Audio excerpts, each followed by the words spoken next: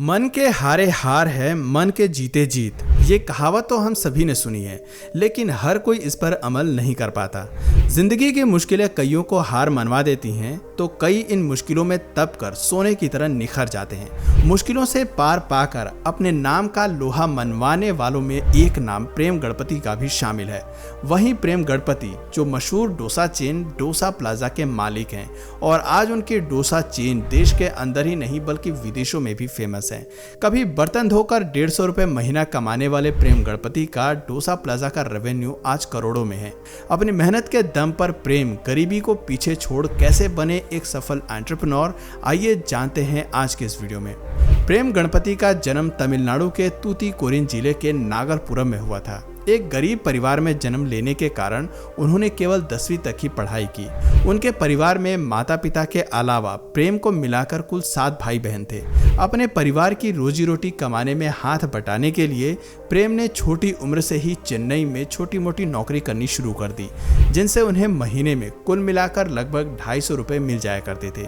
इन पैसों को वो अपने घर भेज दिया करते थे। एक दिन किसी जान पहचान वाले ने उन्हें मुंबई में 1200 रुपए प्रति महीने की सैलरी का वादा करके वहां नौकरी करने को कहा। प्रेम गणपति को पता था कि उनके माता पिता उन्हें मुंबई जाने की इजाजत नहीं देंगे, इसलिए उन्हें बताए बिना ही वो मुंबई के लिए रवाना हो गए। ये 1990 की बात है और उस वक्त प्रेम केवल 90 साल के थे, लेकिन मुंबई में वैसा कुछ भी नहीं हुआ जैसी कल्पना प्रेम करके आए थे। जिस आदमी ने उन्हें मुंबई आने को कहा था, दरअसल वो एक ठग था। उसने प्रेम को कोई नौकरी नहीं दी और तो और उसने प्रेम के पास मौजूद 200 रुपए भी लूट लिए, जिससे प्रेम बांद्रा में ही फंस गए। प्रेम को मुश्किल से अपनी भाषा के अलावा दूसरी भाषा समझ में आती थी और वो इस बड़े शहर में किसी को जानते भी नहीं थे।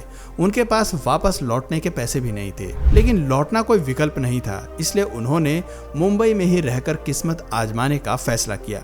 अगले ही दिन उन्हें माहिम में एक लोकल बेकरी में बर्तन धोने का काम मिल गया, जिसमें उनकी तनख्वाह 150 रुपए प्रति महीने थी।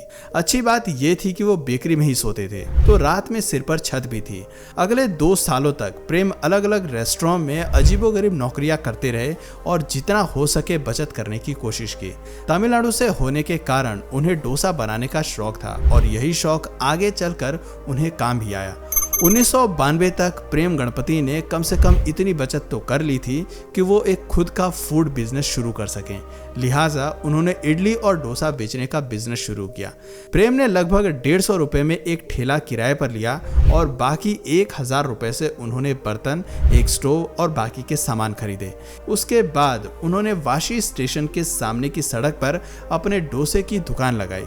कुछ दिनों बाद प्रेम गणपति ने अपने 2 भाइयों मुरुगन और परम शिवम को मुंबई बुलाकर उन्हें भी इस बिजनेस में शामिल कर लिया। उनका स्टॉल काफी साफ सुथरा रहता था। प्रेम और उनके भाई दूसरे डोसा वालों की तरह लुंगी न पहनकर पैंट शर्ट पहना करते थे और सिर पर बैंड लगाया करते थे। वहां की साफ सफाई देखकर हर वर्ग के लोग वहां आने लगे और प्रेम की इडली डोसा का स्वाद लेने लगे। प्रेम गणपति के हाथों का डोसा और सांबर की रेसिपी ने बहुत सारे कस्टमर्स को आकर्षित कर लिया। जल्द ही प्रेम गणपति का ये फूड बिजनेस फलने फूलने लगा। हर महीने लगभग 20,000 रुपए का शुद्ध लाभ होने लगा।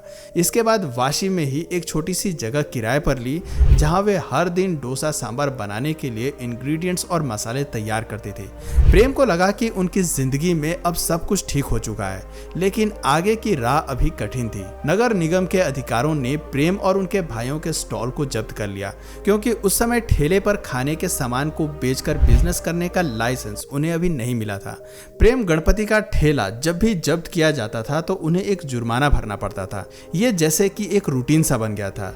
हर 1-2 महीने में प्रेम का ठेला जब्त कर लिया जाता था और उसे छुड़ाने के लिए उनके बचाए हुए पैसे खर्च हो जाते थे। इस परेशानी का एक ही हल था, एक रेस्टोरेंट। जी हाँ दोस्तों, नगर निगम के ही एक अधिकारी ने प्रेम को एक रेस्टोरेंट खोलने का सजेशन दिया, जिसके बाद साल 1997 में प्रेम गणपति और उनके भाइयों ने वाशी इलाके में ही 50,000 रुपए जमा करके एक छोटी सी जगह लीज पर ली और वहीं शुरुआत की प्रेम सागर डोसा प्लाजा की।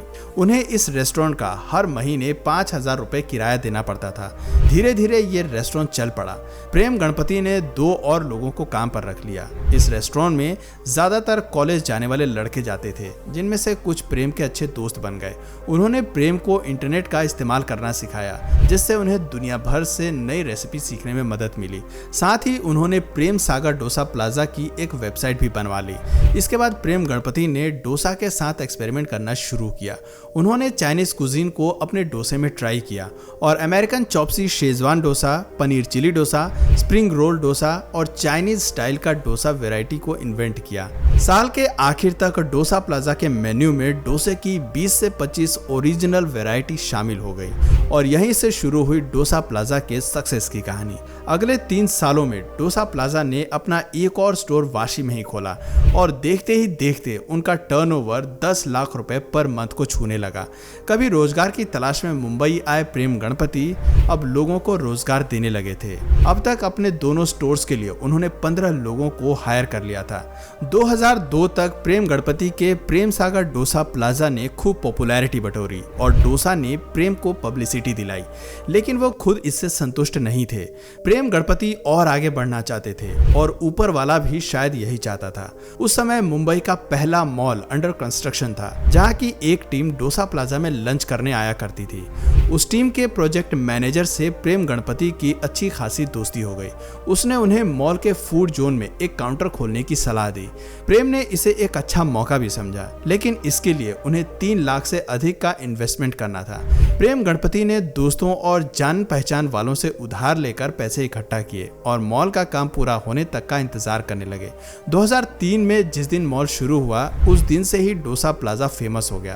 पहले ही महीने में उनका टर्नओवर 6 लाख के ऊपर पहुंच गया। जैसे जैसे वक्त और बीता, लोगों ने प्रेम गणपति से फ्रेंचाइजी लेने की मांग की। बिलिंग मशीन सप्लाई करने वाली कंपनी ने प्रेम से ठाणे के साइन वंडर मॉल में डोसा प्लाजा की फ्रेंचाइजी लेकर उसका आउटलेट खोलने की इच्छा जाहिर की। उस समय तक प्रेम गणपति को फ्रेंचाइजी के बारे में कोई जानकारी नहीं थी। जानकारी प्राप्त करने पर उन्हें पता चला कि दुनिया के कई fast food business chain franchisee पर चलते हैं। उन्होंने भी डोसा प्लाजा की फ्रेंचाइजी देना शुरू कर दिया, जिसके साथ उन्होंने एक कंडीशन भी रखी कि वो हर फ्रेंचाइजी को डोसा, बटर और दूसरे सामान सप्लाई करेंगे। और इस तरह 2003 में ठाणे के साइन वंडर मॉल में पहला फ्रेंचाइजी आउटलेट खोला गया, जिसके बाद प्रेम गणपति ने सिर्फ सफलता ही देखी। साल 2008 तक डोसा प्लाजा भारत के 9 अलग अलग राज्यों में अपने आउटलेट खोल चुका था। इसी साल इसने न्यूजीलैंड में अपना पहला आउटलेट खोलकर इंटरनेशनल मार्केट में कदम रखा। आपको बता दें कि इस वक्त तक भारत में डोसा प्लाजा के कुल 35 आउटलेट खोले जा चुके थे। साल 2009 में डोसा प्लाजा ने भारत के 3 और राज्यों में अपनी मौजूदगी दर्ज कराई। इंटरनेशनल मार्केट की बात करें तो न्यूजीलैंड में डोसा प्लाजा का दूसरा आउटलेट भी इसी साल 2009 में और तीसरा आउटलेट अगले साल 2010 में खोला गया। इसके ठीक 1 साल बाद 2011 में प्रेम गणपति ने मिडिल ईस्ट का अपना पहला आउटलेट दुबई में खोला और 2012 तक 3 और आउटलेट खोलकर विदेशों में भी डोसे का स्वाद पहुंचा दिया। आज की डेट में डोसा प्लाजा के देश भर में 15 से अधिक जगहों पर 100 से ज्यादा आउटलेट हैं।